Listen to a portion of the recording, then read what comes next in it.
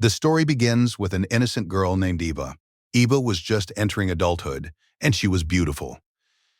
Eva lived in a large house with a woman named Ruhi. Ruhi was a successful model, and Eva worked in her house. Eva had only recently stepped into youth, and she had no real friends, so she knew very little about relationships, desire, or the adult world. She spent her whole day doing household chores, and when Ruhi returned at night, Eva would quietly go to her own room and sleep. Like every other day, Ruhi was out for a photo shoot. A young man named Vicky was there with her. The young man was handsome and charming, and he was clearly impressed by Ruhi's beauty. Even today, seeing Vicky's attention, Ruhi began flirting with him. The way she posed close to Vicky pleased the director very much, so he asked the two of them to stay close and continue working together with greater intensity. The studio looked glamorous, but beneath the lights and music, Ruhi was already searching for excitement beyond the camera and the script. The story begins with an innocent girl named Eva. Eva was just entering adulthood, and she was beautiful. Eva lived in a large house with a woman named Ruhi. Ruhi was a successful model, and Eva worked in her house. Eva had only recently stepped into youth, and she had no real friends, so she knew very little about relationships, desire, or the adult world. She spent her whole day doing household chores, and when Ruhi returned at night, Eva would quietly go to her own room and sleep. Like every other day, Ruhi was out for a photo shoot. A young man named Vicky was there with her. The young man was handsome and charming, and he was clearly impressed by Ruhi's beauty. Even today, seeing Vicky's attention, Ruhi began flirting with him.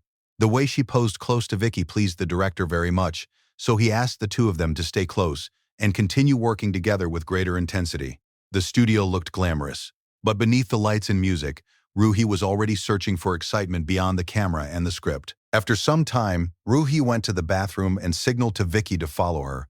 Vicky immediately understood what Ruhi wanted, so he quickly went after her. He was thinking of getting closer to her, but just then the director's assistant came looking for Vicky. She entered the area, and when Ruhi asked, she said that she was searching for Vicky and needed him back at work. Ruhi casually replied that she had not seen anyone, and then went with her. Vicky felt disappointed by the interruption because it ruined the private moment he had expected. After some time, the three of them returned and resumed their shoot. Everyone admired Ruhi's performance and professionalism. Meanwhile, Eva was at home cleaning the house. When she entered Ruhi's room, she found some unusual personal items belonging to Ruhi. Eva did not understand what they were for, so she looked at them curiously for a while and then went back to work. Ruhi replied that she had already eaten outside and told Eva that she should also eat and then go to sleep. After saying this, Ruhi went toward her room with Vicky. Eva quickly understood that the two wanted privacy. Soon Ruhi and Vicky began spending intimate time together in the room, and their voices carried outside. Eva stood beyond the door and listened in silence. Hearing Ruhi's sound stirred unfamiliar feelings in her, and for the first time she began wondering about physical closeness and the kind of life that adults seemed to be living all around her. Inside the room, Vicky remained with Ruhi for a long time. The next morning, Eva was eating breakfast when Vicky came downstairs. Eva asked him to have breakfast, and Vicky thanked her politely. As Eva opened the door for him, Vicky told her that she was very beautiful and that no one would think she was only a maid. Eva became shy after hearing his praise. When Vicky asked about her life, Eva said that her father had died, so she had to leave her studies in order to help support the house. From Vicky's words and expressions, it was clear that he had begun to notice Eva, but he left without saying anything more. As soon as he left, Eva's eyes fell on the house opposite theirs. A servant boy named Leo worked there. Both of them quietly liked each other, so whenever they saw each other, both became shy. But when Leo's employer noticed him standing there and looking toward Eva, he scolded Leo harshly. Eva felt bad seeing him insulted, but she could do nothing. At that moment, Ruhi called for Eva, and Eva quickly went to her room. Ruhi was not properly dressed, so Eva lowered her eyes while speaking to her. Ruhi wanted to know where Vicky had gone, and Eva told her that he had already left in the morning. After hearing this, Ruhi went to bathe. While Ruhi was bathing, Eva secretly watched her. In truth, Eva wanted to understand what youth, beauty, intimacy, and the adult body really looked like, so she often observed Ruhi in secret. That night, Leo came to meet Eva. Leo complained that his master always scolded him. When he asked about Ruhi, Eva said that Ruhi was very good to her. Then Leo told Eva that he knew Ruhi spent nearly every night with someone, and that her voices could be heard throughout the neighborhood.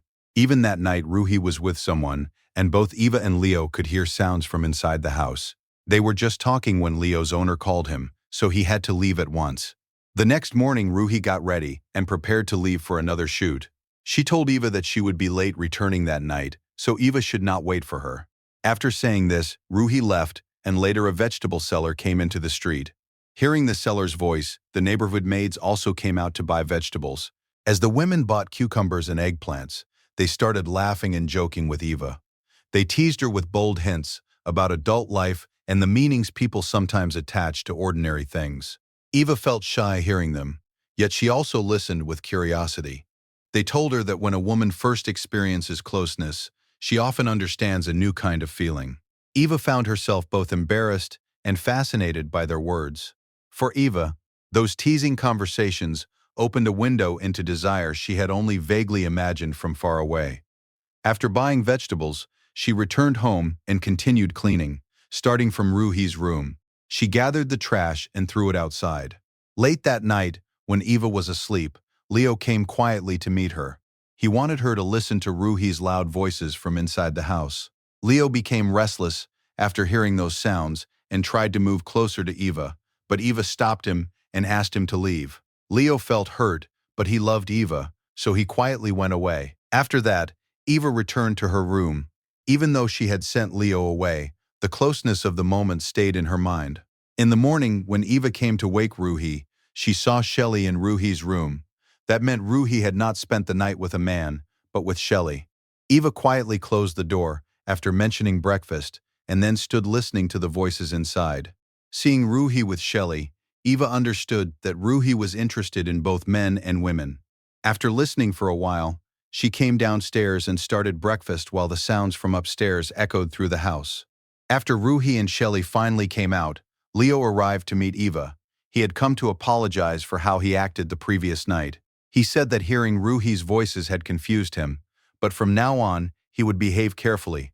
Eva forgave him. That night, Eva met Leo again. Leo told her that he loved her very much, and Eva, hearing this, admitted that she cared for him too. They were still talking when Eva heard Ruhi returning, so she hurriedly asked Leo to leave. The next morning, Ruhi came down for breakfast. She told Eva that she would be late again that day, but the way she kept looking at Eva made her thoughts obvious. Because Ruhi was going to return late, Eva told Leo to come that night. The two spent private time together for the first time. Leo had waited a long time for that moment. Eva had imagined intimacy in one way, but when it finally happened, it did not feel quite as she had expected. The next day, Eva was cleaning the house, still unsettled by the difference between fantasy and reality. All day she replayed the night in her mind, confused that something she had dreamed about for so long had left her unsettled. She was not satisfied and did not know why. So she went to Ruhi's room, and after thinking for a while, began imagining herself in the place of Ruhi and her many partners. The thought made her restless. She then went to bathe in Ruhi's bathroom. During that time, Ruhi unexpectedly returned home. When Ruhi came into her room, she saw Eva in the bathroom. Seeing Eva's wet figure, she said nothing at first. Instead, she handed Eva some clothes to wear. Eva liked the clothes very much and looked at herself in the mirror. Then Ruhi came up behind her and touched her gently. Eva liked the sensation and did not stop her. The two shared a deeply personal moment, and afterward, Eva went to Leo and asked him to meet her again that night. As soon as night came, Leo arrived. Eva quickly asked him to stay close to her, because Ruhi had filled her mind with new feelings. The next day, Ruhi called Eva to her and said that she knew everything about Eva's relationship with Leo. She also said that Leo had not truly made Eva happy. Ruhi proposed that she spend time with both Eva and Leo that night. At first, Eva refused, but after Ruhi kept persuading her, she finally agreed, though uncertainly and with visible hesitation. As soon as night came, Eva called Leo. At first, she was with him alone, and then Ruhi entered the room. Seeing Ruhi, Leo immediately understood what was about to happen. He was very angry with both Eva and Ruhi. He wanted to drive Ruhi out of the house and leave, but he forced himself to stay calm. He told Eva that he loved her very much, but he could not accept all this. Eva apologized to him, but Leo became upset and left. After a few days, Eva went out with Ruhi, and Leo came there. By then, Ruhi had realized her mistake and she too apologized to Leo. With that, the story comes to an end. Thank you very much for watching our video. If you enjoy stories like this, then please subscribe to the channel. Until the next video, take care.